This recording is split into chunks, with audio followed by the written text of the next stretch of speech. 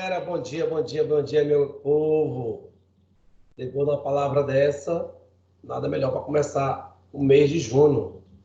Eu vou fazer a chamada, a minha primeira chamada, a chamada inicial. Ó. Bom dia, Adrian. Bom dia, Andrei. Bom dia. Bom dia, Ana. Bom dia, professor. Bom dia, Jackson. Bom dia, Juan. Bom dia, Júlio. Bom dia, Marco. Bom dia. Bom dia, Ricardo. Bom dia, Ronald. Bom dia, professor. Bom dia, Thaís. Bom dia, Wélica. Bom dia. E bom dia, Williana. Bom dia, professor. Hoje é 1º de junho de 2020. A nossa disciplina é Direito Penal 1. Nós vamos iniciar a nossa aula agora. Deixa eu só ajeitar aqui. Olha o caderno. Caderno aqui. Deixa eu ver as mensagens. Bora, aparece aí. Bom dia, bom dia, bom dia. Bom dia, Jaciele na área. Bom dia, Raíssa, que eu tinha dado bom dia ainda. Bora lá, vou botar o meu caderno. Ver se ele não está com problema. De manhã tá beleza. Pronto, gente. Acorda, meu povo. Acorda, acorda, acorda. Vamos tirar a remela do olho. Tomar um café. Eu sei que vocês estão com o vídeo desligado aí, tomando café. Outros saíram, deixaram só o monitor ligado. Mas vamos embora dar início à nossa aula. Nós estamos trabalhando o artigo 14, 15, 16 e 17 do Código Penal Brasileiro. Eu só queria... esses artigos são muito importantes. Até o 25 do Código Penal, do 14 ao 25, por exemplo, o último concurso para a Guarda Municipal, eles cobraram só esses artigos, do artigo 14 ao artigo 25. Inclusive, eu dei aula no cursinho, tem até uma revisão aí na minha pasta do YouTube sobre o artigo 14, 15, 16 e 17. Eles são tão importantes que talvez nós iremos terminar. Sexta-feira eu já ia iniciar o resultado, voltar para a teoria do crime, mas eu estou pensando em elaborar umas questões aí para reforçar, para vocês não esquecerem mais esses institutos, para não perderem, for fazer prova do OAB, qualquer concurso, não errarem mais essas questões, tá bom? Mas aí, sexta-feira eu devo aprontar. Então, nós estamos estudando o artigo 14, nós já estudamos que ele trata do crime consumado e da tentativa e do crime tentado. Nós aprendemos que o crime consumado, o crime se consuma quando preenche todos os elementos do fato típico, quando preenche todos os elementos do tipo penal, preencheu toda a sua classificação jurídica, a palavra pode ser sua definição jurídica, sua classificação jurídica, seu tipo penal, tudo é a mesma coisa.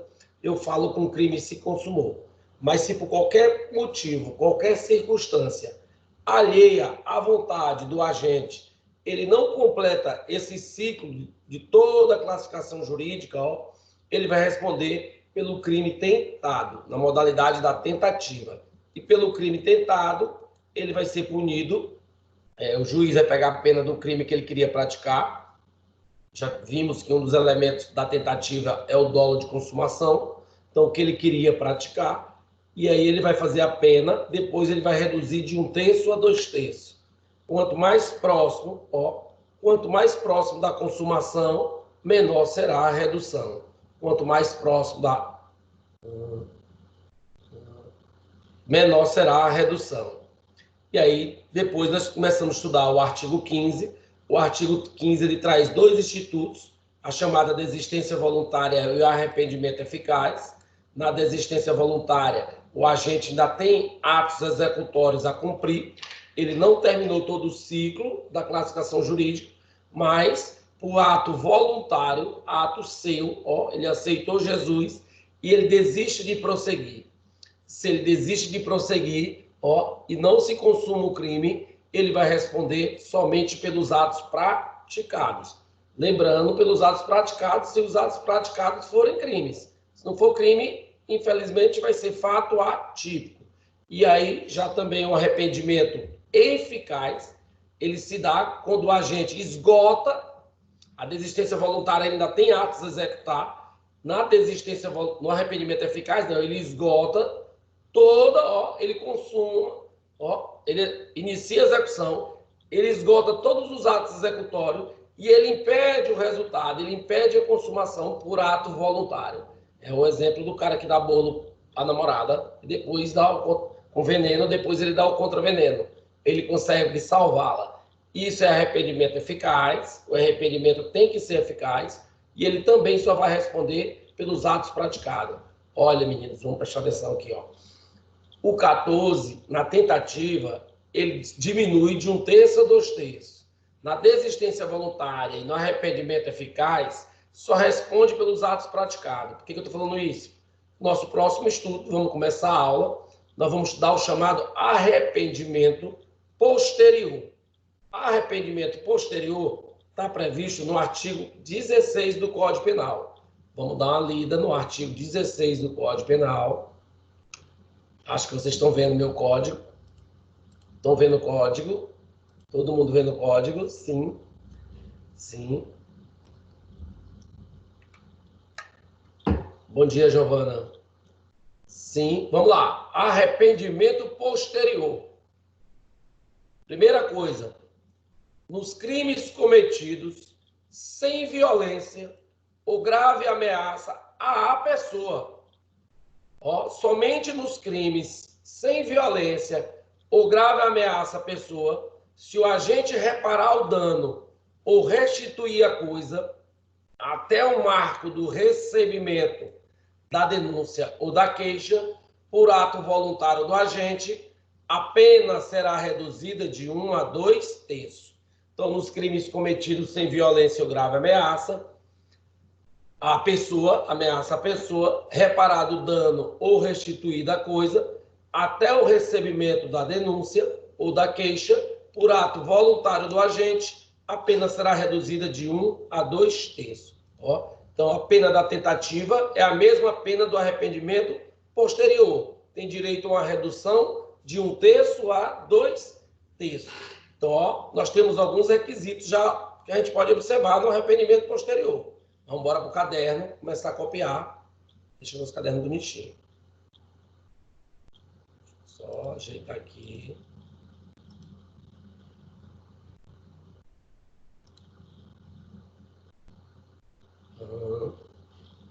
Estão enxergando o meu caderno, né? Eu acho que sim. Apareceu a carinha do Ronald aqui, do Andrei. Bora lá. Arrependimento posterior. Primeira coisa que devemos aprender, não podemos confundir,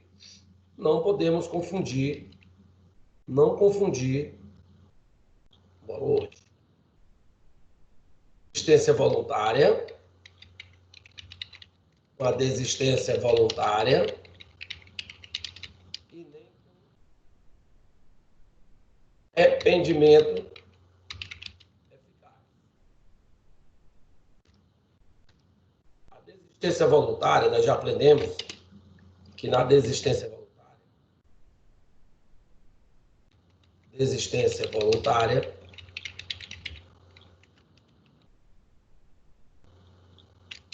o abandono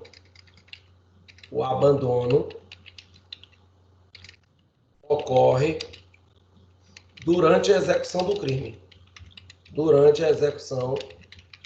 crime. E o arrependimento eficaz,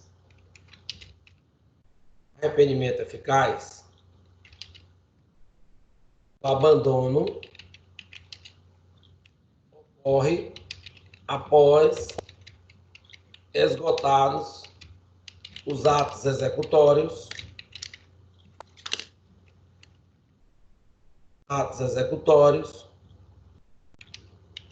evitando-se a consumação. Então, nós aprendemos que na desistência voluntária há um abandono E esse abandono ocorre antes de esgotar os atos executórios, durante a execução. Já no arrependimento eficaz, o agente esgota os atos executórios, só que ele consegue evitar a consumação, por sua vontade. Professor, e o arrependimento posterior? Já o arrependimento posterior,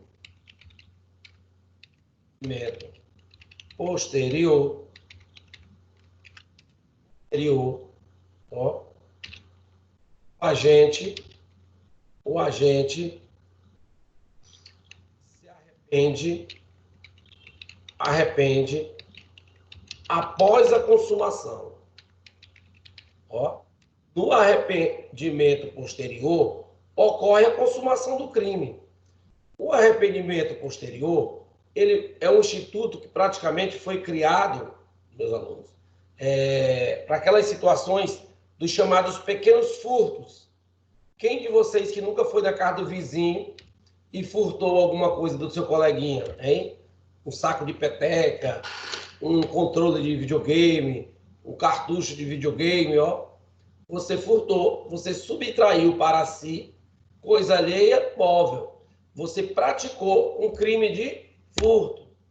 Depois, se tivesse um processo, um inquérito, ó, aí tua mãe ia lá mexer na tua gaveta e encontrou. De quem é isso, menino? Sua mãe é do Júlio. Vai já devolver.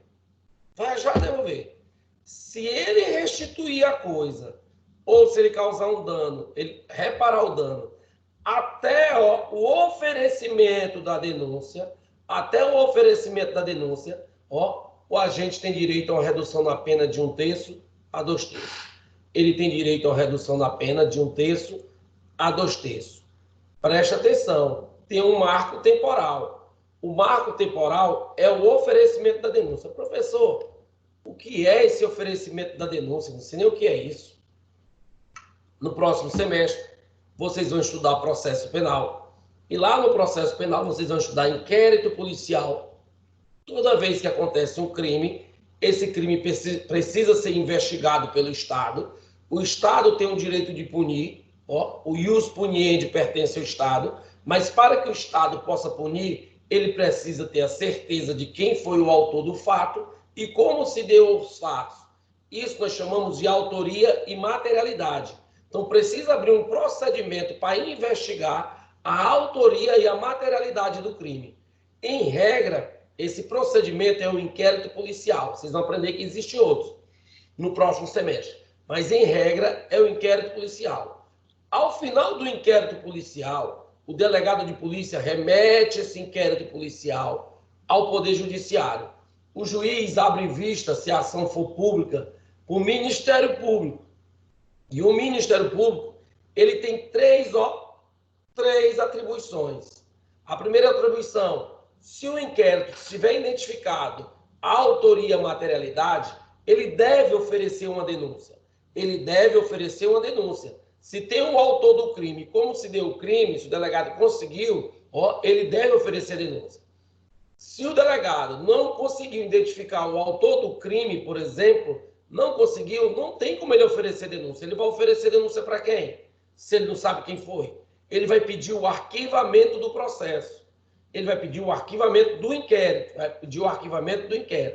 Ou, se o inquérito foi mal feito, ficou faltando alguma diligência, ele pode pedir para baixar esse inquérito para a delegacia e que o delegado promova algumas outras diligências a requerimento do Ministério Público. Então, ele pode oferecer denúncia, ele pode pedir o arquivamento ou ele pode baixar o inquérito para diligências. Nosso caso aqui, o arrependimento posterior. Eu posso me arrepender de ter furtado. Rapaz, eu furtei muito na casa do vizinho. Era moleque. Mas o rapaz não podia ver nada que eu levava para casa. Estou brincando, viu, gente? O que eu furtei, se eu até o oferecimento da denúncia, eu restituo ou eu reparo o dano, eu tenho direito a uma redução na pena de 1/3 a 2/3. Preste atenção, não pode ter violência ou grave ameaça à pessoa. Então, não cabe crime de roubo. Se o crime for roubo, não tem direito. Não existe essa questão de arrependimento posterior. Se o cara botou a arma em ti, tomou o celular, tomou tua moto, mesmo que ele restitua, antes do oferecimento da denúncia, ele não tem direito ao arrependimento posterior. Bora voltar para o caderno.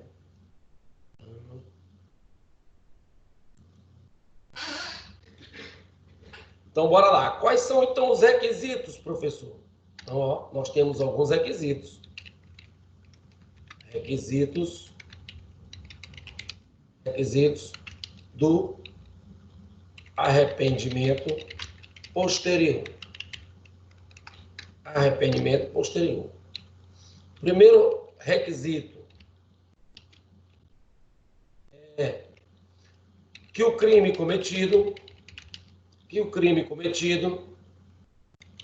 sem violência, vou botar em caixa alta, sem violência, grave ameaça à pessoa. Levantar.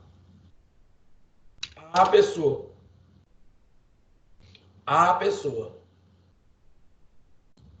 Então, ó, primeiro requisito, o crime não pode ter violência ou grave ameaça à pessoa.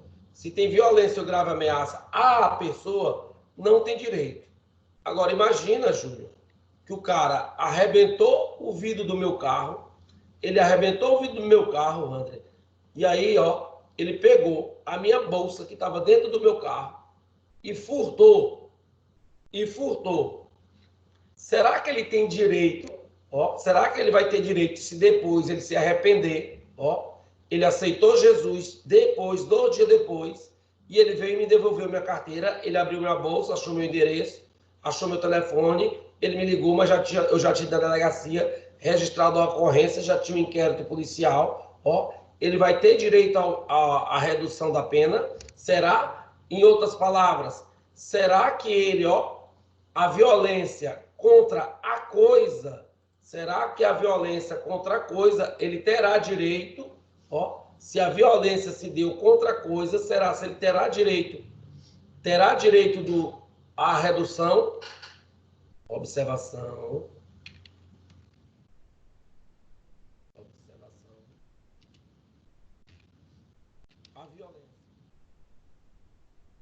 A violência contra a coisa, não obsta o reconhecimento do arrependimento posterior. Exemplo.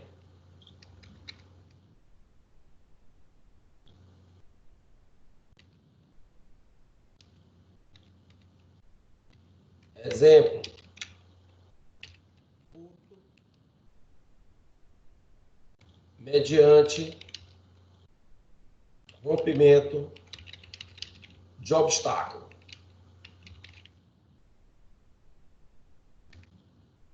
Furto mediante rompimento de obstáculo. Ele entra na tua casa, acontece muito furto assim, e ele pega um pé de cabra e ele destrói a tua porta. Ó, ele arrebenta a tua porta, a tua fechadura, os caras quebram aquele miolo, arranca o miolo, ó, há um rompimento do obstáculo, ele entra na tua casa e ele furta a tua televisão.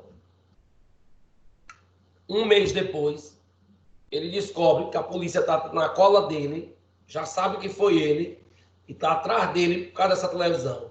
E ele vem na tua casa e devolve a televisão. E restitui a televisão. Só que já tem um inquérito policial. Ele vai ter direito? Sim, ele tem direito. Mesmo o que não pode ter é violência ou grave ameaça à pessoa. Crime de roubo, crime de extorsão. Nesses crimes não há que se falar em arrependimento posterior. Não preenche o primeiro requisito. Não preenche nem o primeiro requisito. E os requisitos são cumulativos.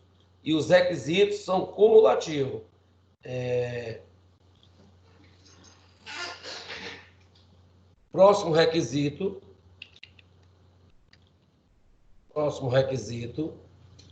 Tem que haver a reparação do dano, ou a restituição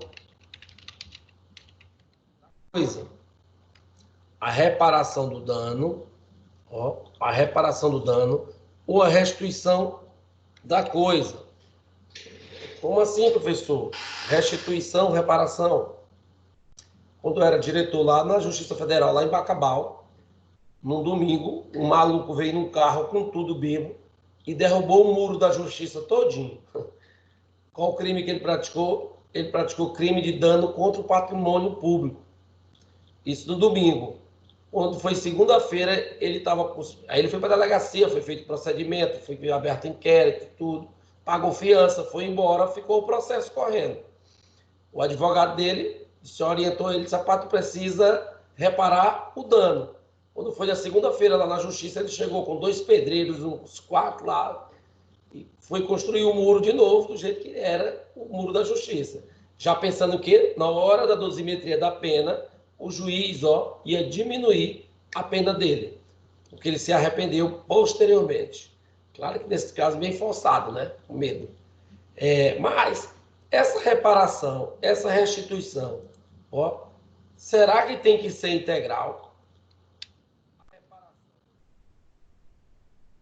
A reparação ou restituição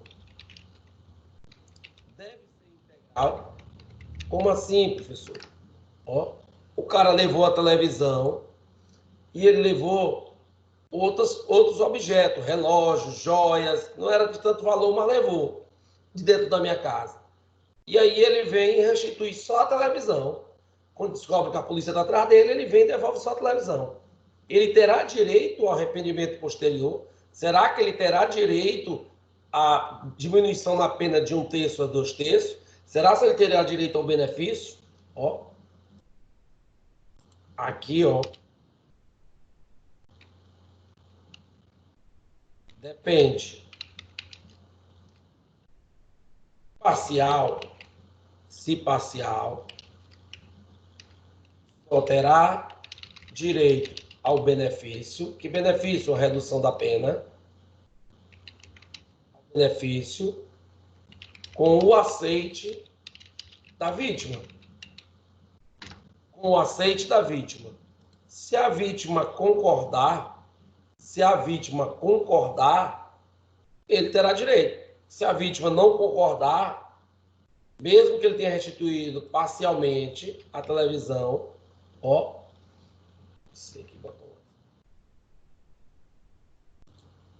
ele não terá direito à redução da pena. Então, a reparação do dano deve ser integral. Parcial, só se a vítima aceitar. Só se a vítima aceitar. E o último requisito, último não, C, tem que ser por meio de ato voluntário do agente. Ato voluntário do agente, preste atenção que o código fala em ato voluntário e não espontâneo. Ato voluntário, não espontâneo. Não espontâneo. Significa, professor, se a tua mãe mandou tu ir devolver e tu foi lá e devolveu, tu também, mesmo esse ato, não sendo espontâneo, não tendo partido de você, você terá direito à redução, certo? Então, voluntariedade não é a mesma coisa de espontaneidade. Então, voluntário, mesmo por terceiro, rapaz, devolve lá, rapaz, devolve essas coisas. Se ele vai lá e devolve, só que tem um marco, né? Até naquele marco, mas não é o marco do nosso aluno, não. Até o marco, se ele devolver até o oferecimento da denúncia, ele terá direito à redução da pena. Então, o próximo, lógico, o próximo vai ser,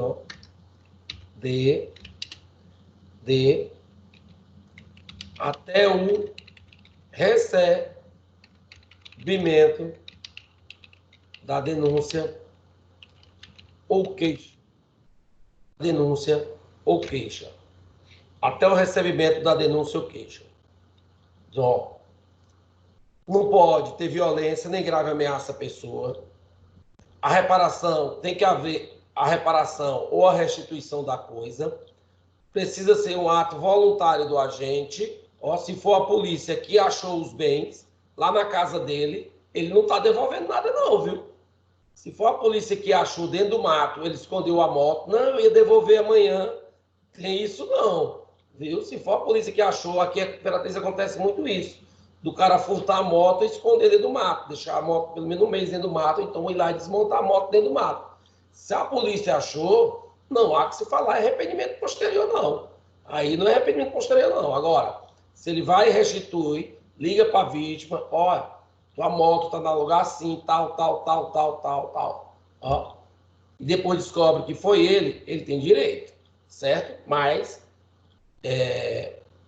esse ato voluntário não precisa ser espontâneo. Por fim, ele tem que ocorrer até o recebimento da denúncia.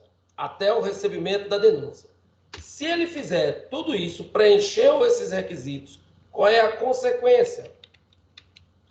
Qual é a consequência? A consequência, ó, o agente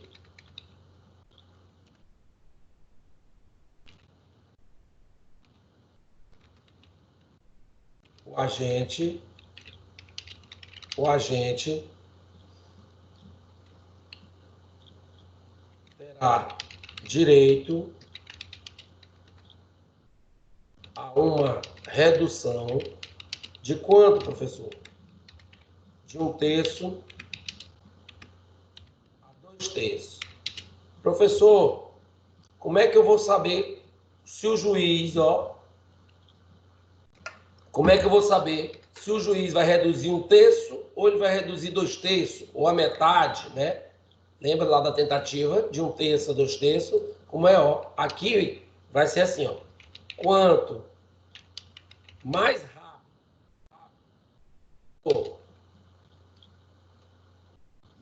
a reparação ou a restituição,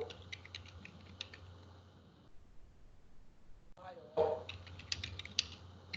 será a redução, até para rimar. A redução. Então, ó, quanto mais rápido for a reparação ou a restituição, maior será a redução. Quanto mais rápido for a reparação ou a restituição, maior será a redução. O cara deixou para devolver, já sabendo que tinha um processo contra ele, já estava no Ministério Público. Na iminência do Ministério Público oferecer a denúncia, ó, ele vai e restituir a coisa. Ó, ele vai ter direito, Mas aí o juiz, ó, como ele demorou para devolver, ele vai diminuir só 1/3 da pena. Ele vai condenar ele pelo crime de furto e vai, ó, diminuir só 1/3, a razão do arrependimento posterior. Esse é o mais fácil. Vamos botar só algumas observações.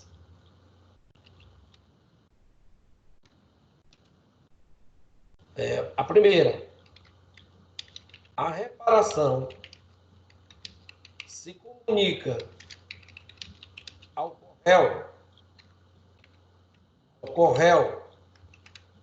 Professor, eu não sei nem o que é corréu. Professor, eu não sei nem o que é o corréu. Quando mais de uma pessoa pratica o crime, nosso último assunto desse semestre vai ser chamado concurso de pessoa. Quando mais de uma pessoa pratica o mesmo crime, ó, nós vamos estar diante de concurso de uma pessoa.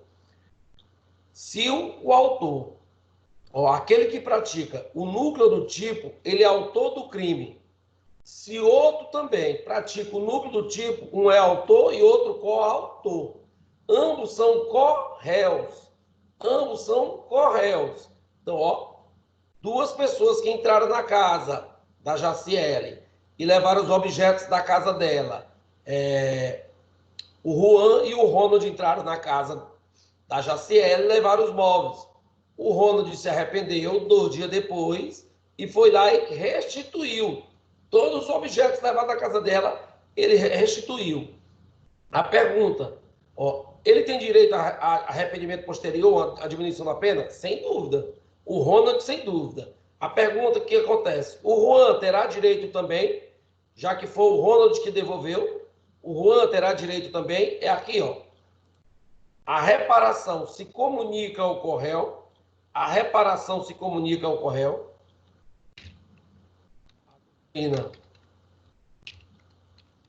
doutrina majoritária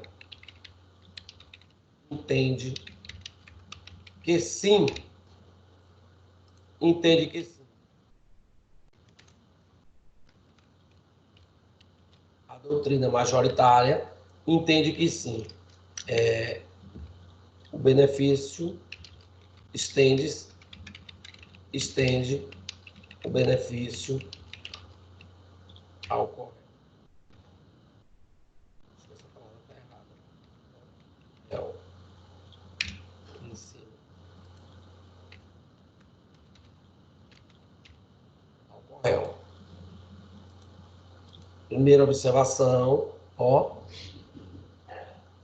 O arrependimento posterior se comunica ao corréu. No arrependimento posterior, se comunica ao corréu.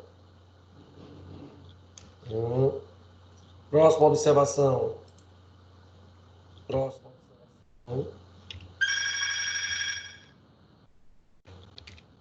observação.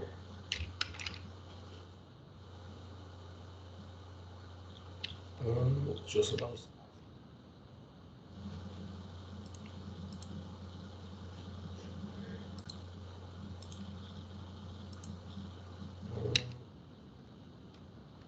Professor, e se a vítima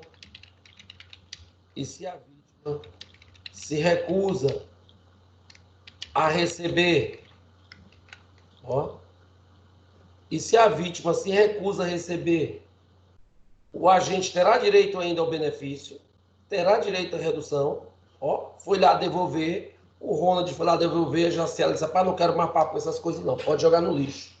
Joga no inferno, toca fogo, queima, não quero mais não.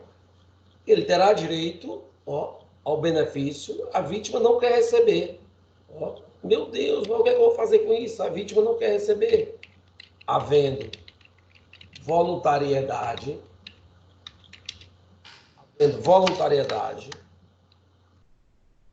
deverá ser reconhecido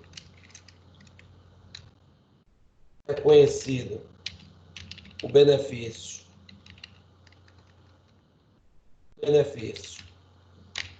E o que pode fazer? Ó, depositando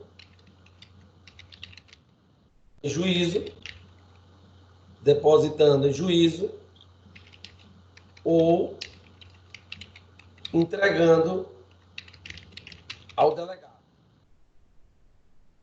Se for dinheiro, deposita em juízo.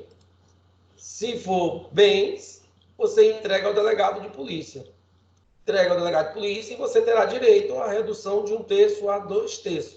O delegado vai fazer um termo de entrega e ele vai juntar no inquérito policial. Ó, a vítima se recusou a receber, por isso o delegado guardou na delegacia. E aí depois é mandar para o juiz. Então esses são os requisitos. Arrependimento posterior, muito fácil, mais fácil. Temos que lembrar, ó, quanto se diminui a pena, de 1/3 a 2/3. Nosso parâmetro, a tentativa, é a mesma redução da tentativa. E temos que lembrar o marco. Como é que eles colocam em prova? Eles colocam que pode, ó, o arrependimento posterior ocorre até o recebimento da denúncia. Não é até o recebimento da denúncia, é até o oferecimento. Por que, professor, quer ter o oferecimento? Ora, gente, se o promotor ofereceu uma denúncia, o promotor trabalhou. Se o promotor trabalhou, ó, ele não vai ter mais direito. Ele teve a oportunidade desse tempo todinho. Passou na fase de inquérito, ele não devolveu. Chegou agora no Ministério Público, ofereceu a denúncia. Já existe um processo, o juiz já recebeu a denúncia. E ele vem devolver, ó. Se ele devolver nessa outra fase, o juiz pode até analisar na hora da dosimetria da pena, mas ele não terá direito a essa redução de 1/3 a 2/3. Para ter direito à redução de 1/3 a 2/3, primeira coisa, o crime é sem violência ou grave ameaça à pessoa. Sem violência ou grave ameaça à pessoa. Tem que reparar o dano. Precisa reparar o dano. Tem que ser um ato voluntário dele, ó, e até o recebimento da denúncia. Se ele fizer isso, ele vai ter direito a uma redução na pena de 1/3 a 2/3. Entendido o arrependimento posterior? Alguém ficou com alguma dúvida? Podemos ir para o artigo 17. Podemos ir para o artigo 17. Se ninguém tem nenhuma dúvida, ninguém tem nenhuma dúvida, vamos partir para o artigo 17, né? Ó, vocês estão acordados aí, né, gente? Tem alguém aí? Ó, aqui aparece que tem 21 pessoas. Sim, professor. Tem sim. Ah, tá. Ah, o pessoal estão aí, hein? Ah, Thaís, tá bom. Que bom que você tá aí. Pensei que tava todo mundo dormindo. Alguém tem alguma dúvida, gente, sobre arrependimento posterior? Nós já estudamos crime consumado, já estudamos crime tentado, ó, arrependimento eficaz, desistência voluntária, arrependimento posterior. Agora nós vamos para o crime impossível. Nós vamos para o famoso crime impossível. Gabriela está acordada, Jaqueline, tal, a Anne, todo mundo. Opa! Beleza, gente. Que bom. 17. Chegou um fantasma aqui, ele está mexendo no meu mouse sozinho. Não sou eu. Não, deixa eu ver aqui, parece que tem uma pergunta. Sem dúvida. Ah, tá. Beleza. Bora lá. Artigo 17. Ó, gente. Artigo 17. Se vocês forem olhar já depois do 17 e 18, ó, nós já trabalhamos, ó, crime doloso, crime culposo. Lembra que nós estamos em conduta dolosa e culposa? Ó. Artigo 17. Crime impossível. Crime impossível. Olha como é que começa o legislador. Não se pune a tentativa. Então, eu vou estar diante de uma tentativa. Não se pune a tentativa quando? Duas situações. Ineficácia absoluta do meio, ineficácia absoluta do meio, ou por absoluta impropriedade do objeto. Ineficácia absoluta do meio, ou por absoluta impropriedade do objeto. É impossível consumar o crime. É impossível consumar o crime por ineficácia absoluta do meio. Preste atenção, gente, não é se for relativa, o crime existirá e o cara responderá por tentativa. Tem que ser absoluto. O meio tem que ser absolutamente ineficaz e o objeto tem que ser absolutamente impróprio. E o objeto absolutamente impróprio. Então, bora copiar. Deixa eu só... Aí tem o microfone aberto. Microfonia. Vou tirar aqui. Mudo. Vou tirar o código e embora para o caderno. Só eu fico vendo uma mensagem aqui.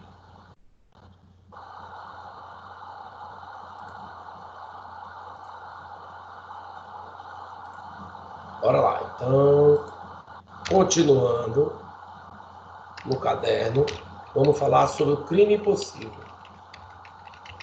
Crime possível. Está previsto no artigo 17, artigo CP, já fizemos a leitura. A doutrina chama ele também de quase crime, crime oco, crime oco, tentativa inidônea. Já vimos que o crime possível, na verdade, é uma espécie de tentativa. Lembra quando eu falei para vocês? Gente, os requisitos da tentativa são praticamente os mesmos do crime possível. A diferença é só que lá, aqui, o resultado é impossível. Lá, o resultado era possível. Aqui é impossível. Então, ó, quais são os requisitos, professor? Ó, requisitos. Primeiro, eu preciso iniciar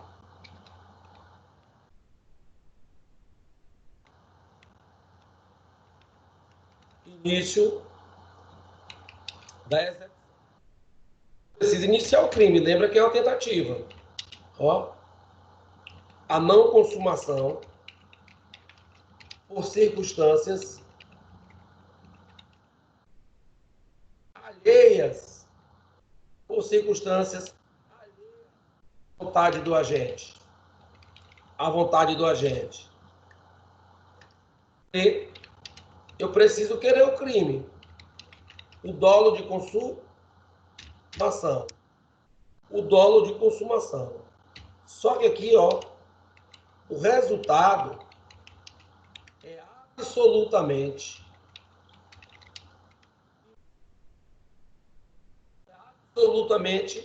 impossível de ser alcançado. Impossível de ser alcançado.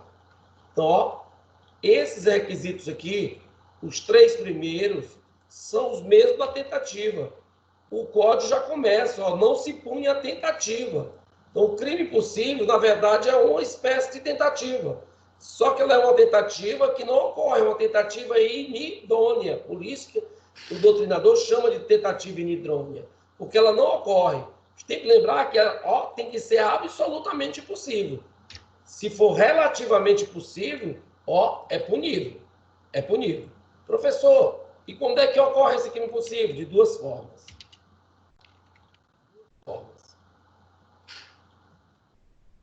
Ocorre de duas formas.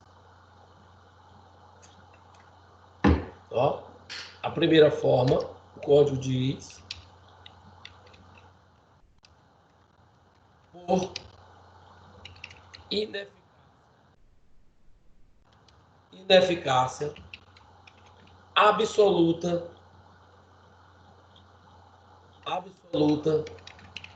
do meio. Que meio? O meio utilizado. Ó, o meio utilizado. O meio utilizado para a prática do crime, Júlio, é absolutamente impossível de consumar. É absolutamente impossível de realizar esse crime com esse meio. Esse meio escolhido é absolutamente. Gente, nesse aqui tem um exemplo. Esse exemplo todo cai, ó. Meu amigo, eu quero matar uma pessoa com revólver de brinquedo.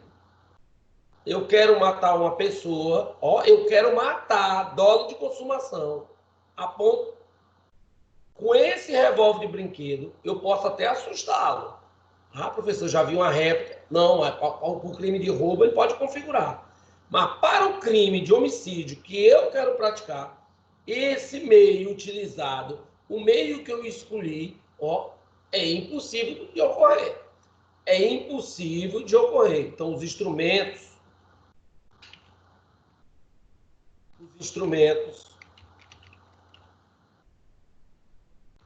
não são eficazes em hipótese alguma. Em hipótese alguma.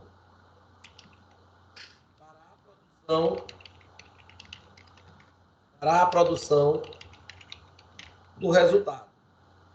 Em hipótese alguma para a produção do resultado. Exemplo.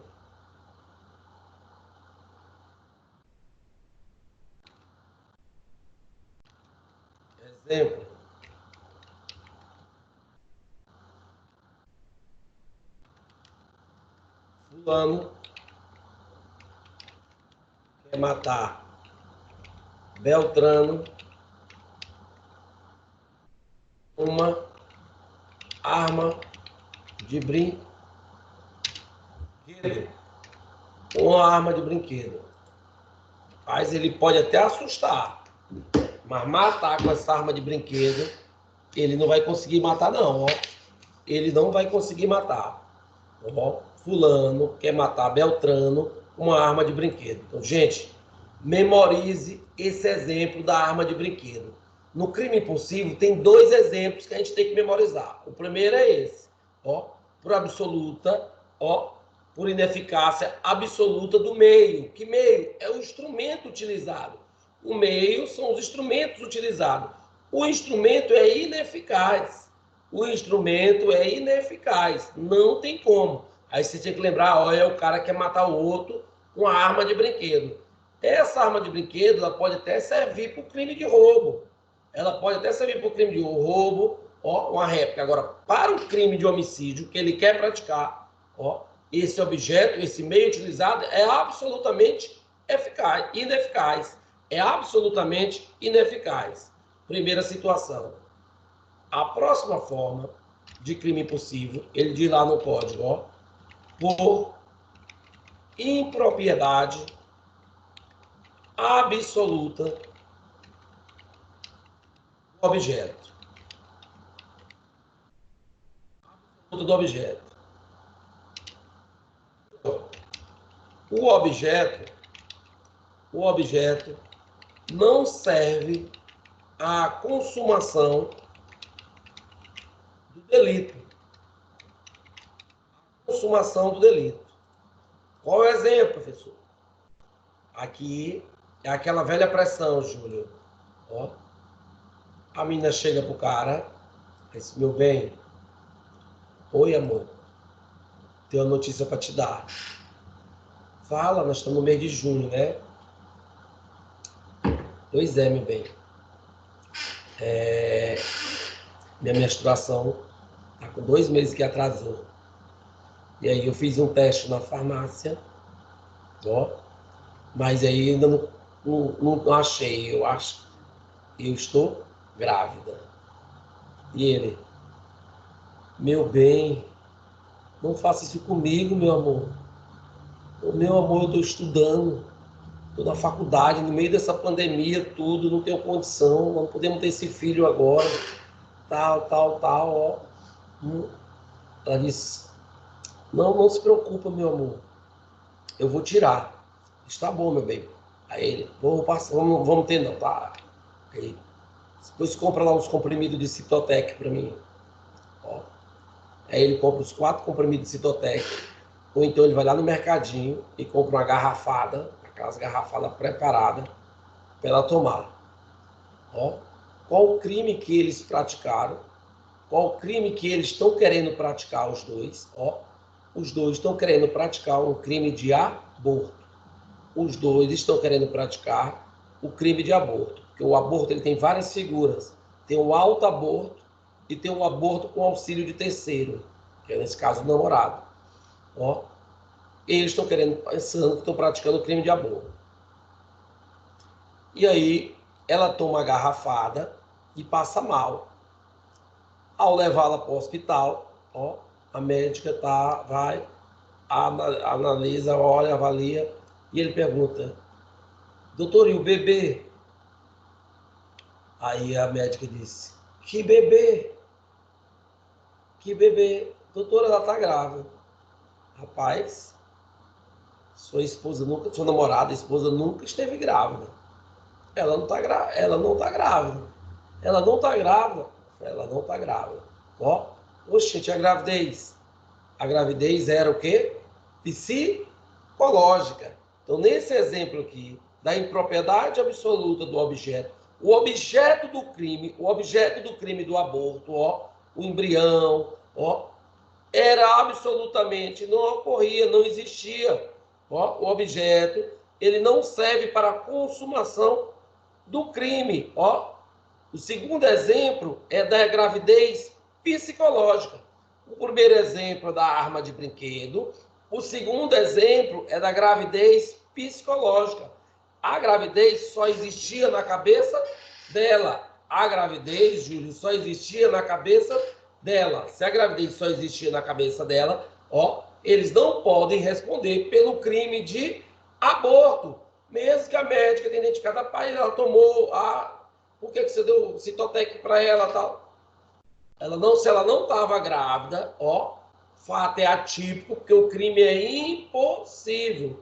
O crime é impossível. Nós estamos diante de crime impossível. Então, bora botar aqui o exemplo.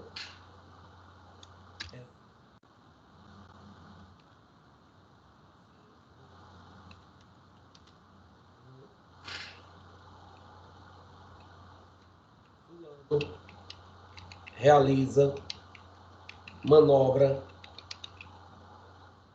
abortivas, mulher que não está grávida. Ó, gravidez. Ah, não estou escrevendo, eu não compartilhei o quaderno.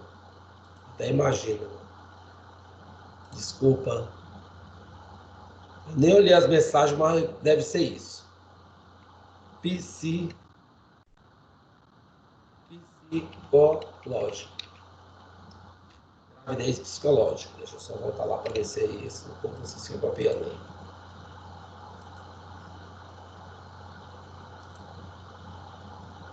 Esse, compartilha a tela. Agora está compartilhado aí, né? Então, ó.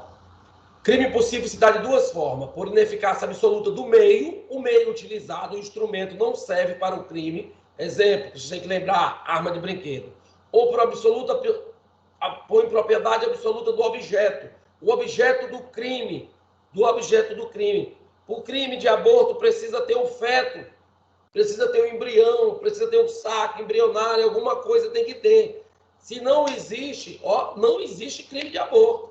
Não tem como. É impropriedade absoluta do objeto. Ó, se a mulher está diante de uma gravidez psicológica, não existirá o crime de aborto. Não tem como praticar esse crime de aborto. É absolutamente impossível.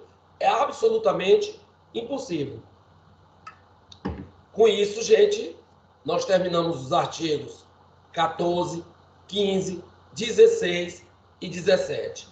Com isso, nós terminamos os artigos 14, 15, 16, 17. Crime consumado, crime tentado, desistência voluntária, arrependimento eficaz, arrependimento posterior e crime possível. Alguém ficou com alguma dúvida? Dá uma lida nesse material, em qualquer livro, na doutrina. Na sexta-feira, eu vou trazer algumas questões sobre esses institutos para nós trabalharmos aqui, beleza? Eu vou terminou a aula não, viu? Agora que são 8h30. Eu vou voltar para a teoria do crime. Não está falando de novo, deixa eu só pegar bem aqui em cima.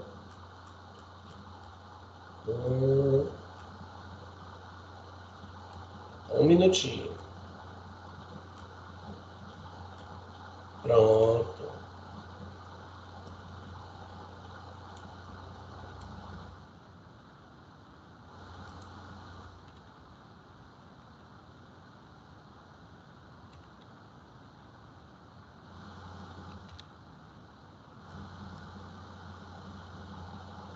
Terminaram de copiar aí. Acho que essa parte já terminaram de copiar, né? Então, bora lá. Voltar para a teoria geral do crime. Só descer aqui para outra página. Teoria do crime. Pela teoria geral do crime, ó, o nosso código adotou a teoria finalista. E da teoria finalista nós extraímos, ó, que o crime, é tripartite. Segundo o conceito analítico de crime, analiticamente falando, crime é um fato típico, ilícito e culpável. Se vocês pensaram que eu ia abandonar a teoria geral do crime, eu já falei para vocês que esse quadro vai cair na prova, né? Nossa prova do segundo bimestre vai ter esse quadro aqui. Então, memorize. Ó, crime é um fato típico, ilícito e culpável. Crime é um fato típico, ilícito e culpável.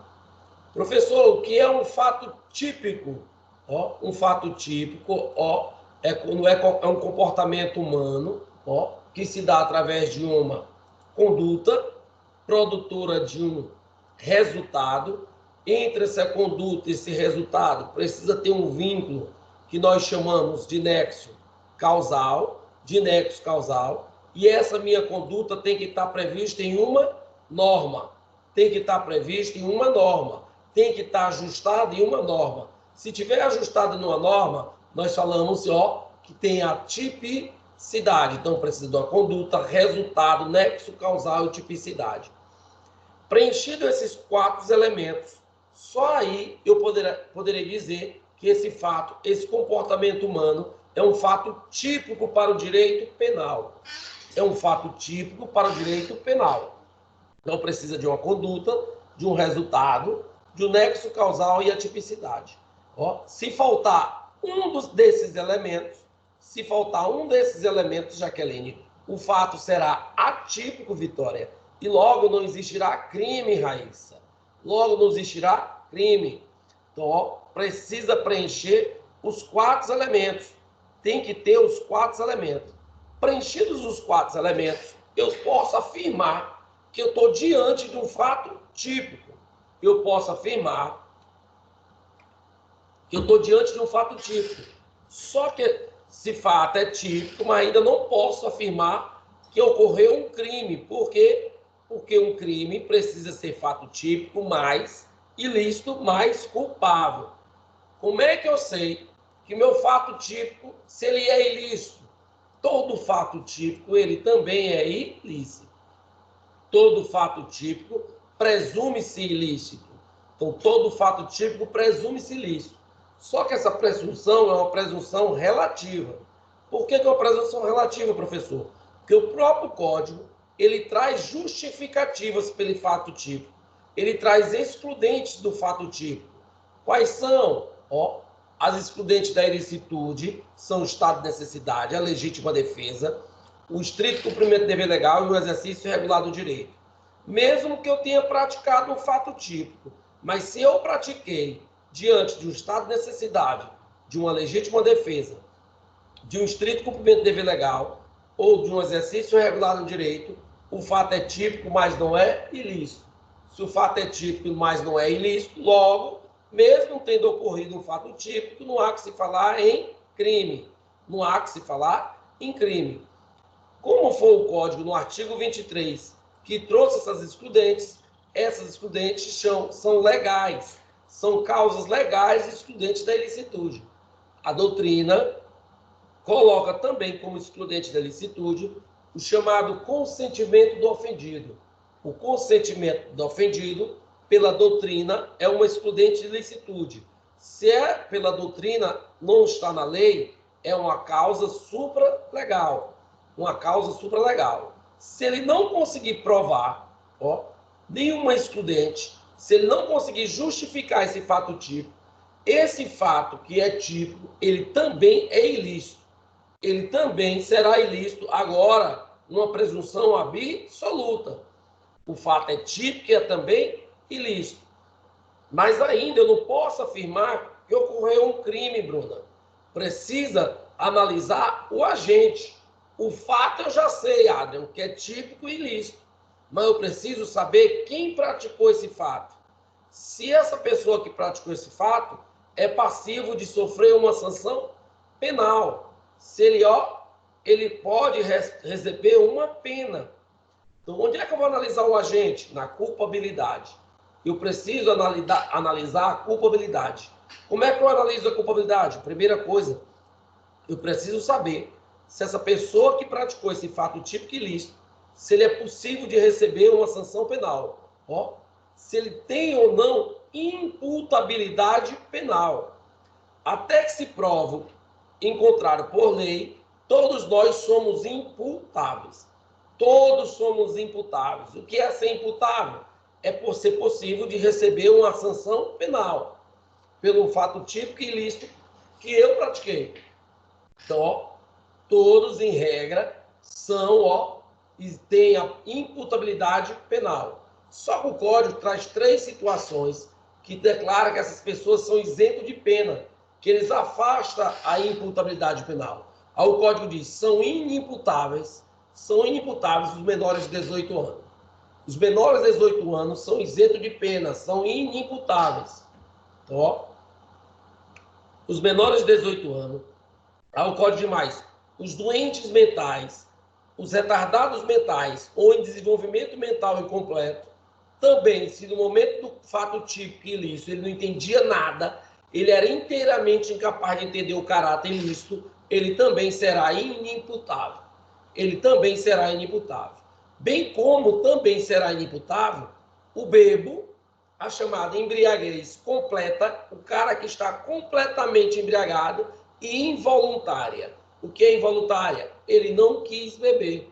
Ele não quis beber. E no momento da prática do fato típico ilícito, ele também era inteiramente incapaz de entender o que ele fez.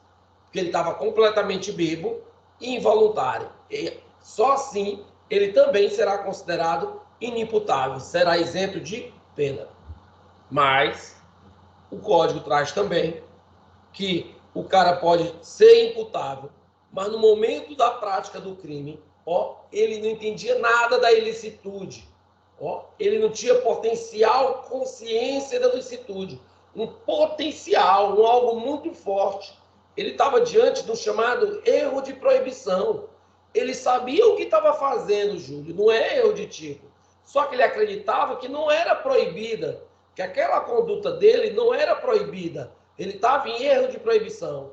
Se ele conseguir provar que ele estava em erro de proibição, ele também poderá ser isento de pena.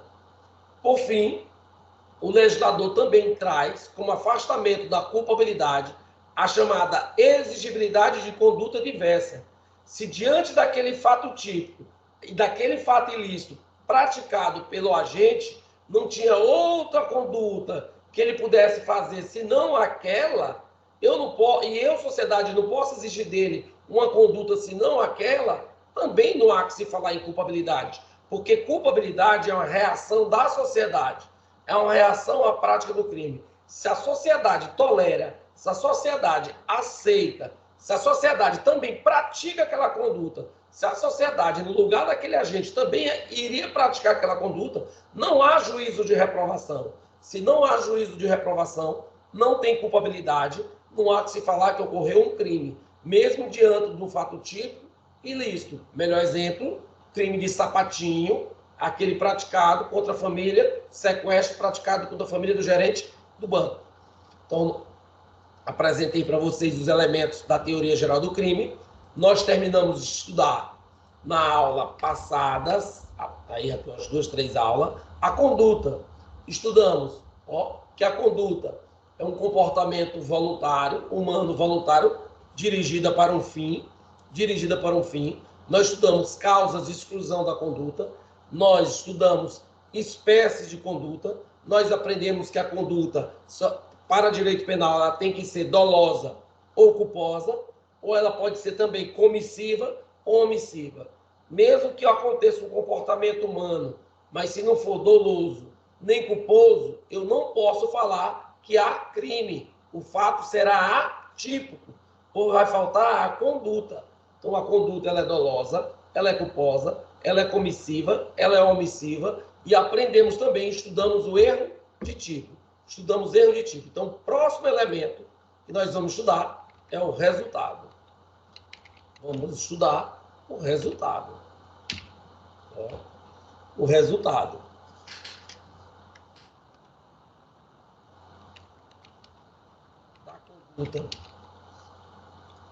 Da conduta praticada, pode advir 2 resultados. 2 resultados.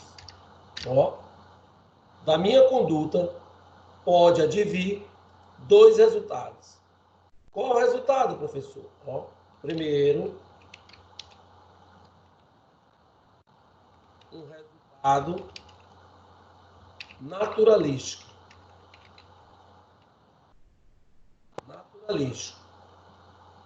Também chamado resultado material. Ou material. Que eles botam mais? Esse naturalístico aqui, bota em caixa alta. O que é resultado naturalístico? O próprio nome está dizendo, um resultado natural. O que é isso? É quando ocorre uma modificação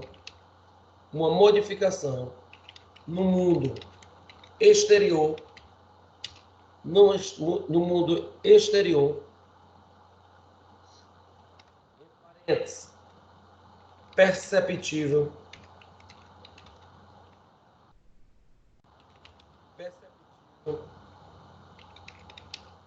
pelos sentidos E essa mudança, vírgula, foi provocada, modificação, provocada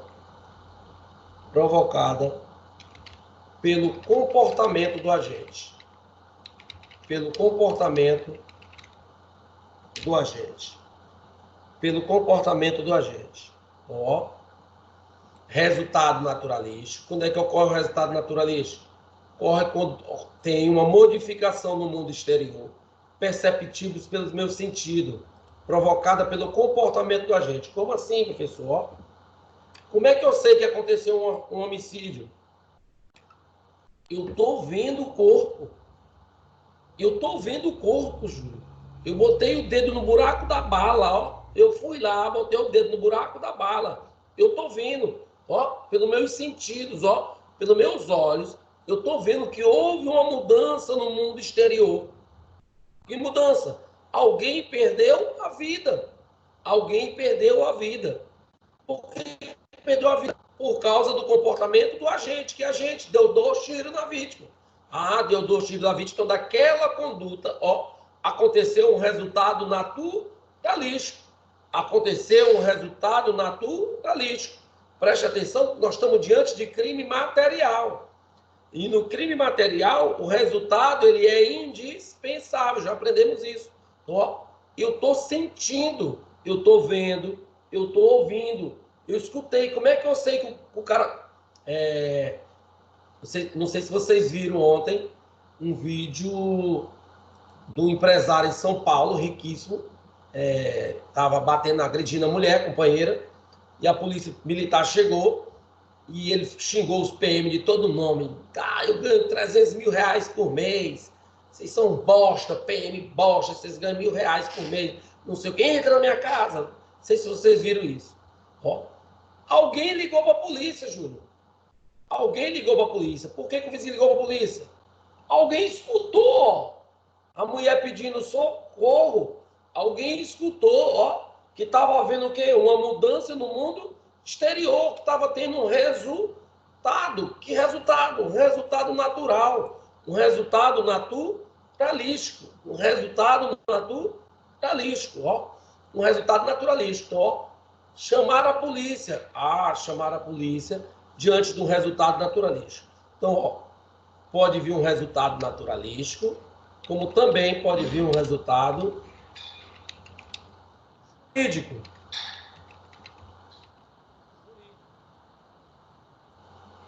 Jurídico. Ó. Caderno de vocês. Jurídico. Deixa eu só ver aqui que chegou a mensagem.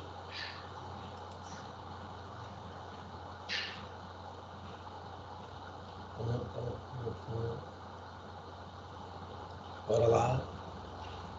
Resultado jurídico. Isso, bom dia. Gente, nós já aprendemos, só existe crime, ó, tem que ter pelo menos uma lesão, nós aprendemos lá nos princípios. Crime só tem que ter uma lesão, ou pelo menos um perigo de lesão, a um bem jurídico protegido pela norma. Então, ó, deve haver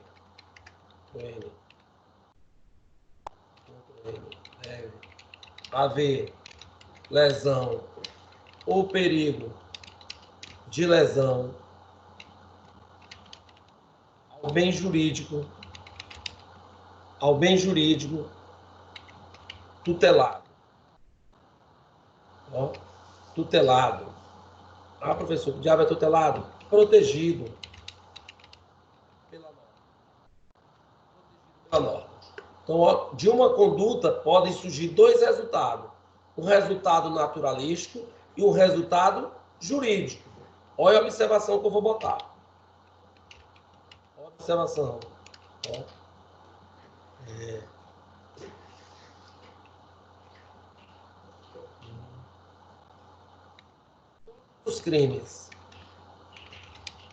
Todos os crimes possuem resultado jurídico,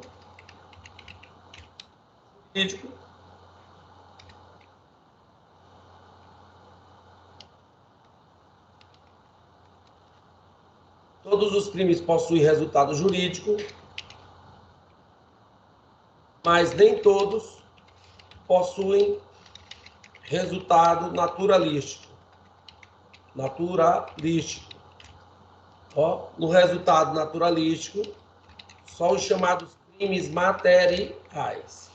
Nos crimes materiais, nós já aprendemos que o resultado ele é indispensável. Se o resultado é indispensável, então nesses crimes materiais é obrigatório ter o resultado natural. Mas se não for, ó, se for, por exemplo, de mera conduta ou formal, no formal nós aprendemos que o resultado é dispensável e do de mera conduta nem resultado tem. Então, ó, todos os crimes, para ser crime, tem que ter uma lesão, ou pelo menos uma ofensa, uma lesão a um bem jurídico, ou um perigo de lesão a um bem jurídico. Então, todos os crimes têm um resultado jurídico. Todos os crimes têm um resultado jurídico. Por quê? Princípio da legalidade. Todos os crimes, toda conduta tem que estar prevista em uma lei anterior, uma lei penal e anterior. Então, o princípio da legalidade. Mas nem todos os crimes possuem resultado naturalístico, somente os crimes materiais. Nos crimes materiais, todos os crimes materiais é obrigatório o resultado. Aí esse resultado naturalístico é obrigatório. Mas os formais e os de mera conduta, nem sempre. Ó, com isso, nós terminamos o resultado. Então, do fato típico, já estudamos conduta, já estudamos resultado. O próximo elemento do fato típico é o chamado nexo causal. O nexo causal, nós veremos na próxima aula. Alguém tem alguma dúvida? Deixa eu só aumentar mais o caderno aqui, porque eu acho que deve estar escrevendo. Alguém tem alguma dúvida? Se tiver alguma dúvida, escrevam aí. O que é que eu vou fazer? Sexta-feira, eu vou elaborar algumas questões sobre o artigo 14, 15, 16 e 17. E aí nós vamos trabalhar. E aí, se der tempo, eu já entro no nexo causal, tá bom, gente? Não se preocupe que vai dar certo. Se alguém tiver alguma dúvida, deixa eu ver aqui, já tem uma mensagem. Tranquilo. Tudo bem? Tudo certo? 8h50, faltam 5 minutinhos, mas a gente vai terminar já antes, porque não dá tempo de iniciar nexo causal e ficar pelo pé de metade, não. Até mesmo que da próxima aula eu não vou começar por nexo causal. Vou fazer a chamada aqui. A segunda chamada a Adrian. Não precisa responder, não. Adrian, é só para ficar registrado depois que eu escuto o áudio e ver quem tá. Adrian, a Élica, Andrei. Presente.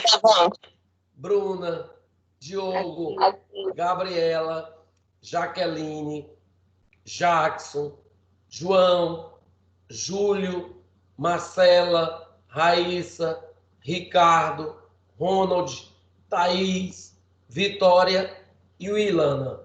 Bom dia para vocês, gente. Tudo de bom. Fica com Deus aí, todo mundo. Se alguém já ver se tem uma pergunta aqui, parece que tem uma pergunta. Só um instantinho, tem uma mensagem. Presente. Bom junho para todos aí, viu? Até sexta-feira. Fique com Deus. Tchau. Vou encerrar aqui a gravação. Desligando a gravação. Parar a gravação.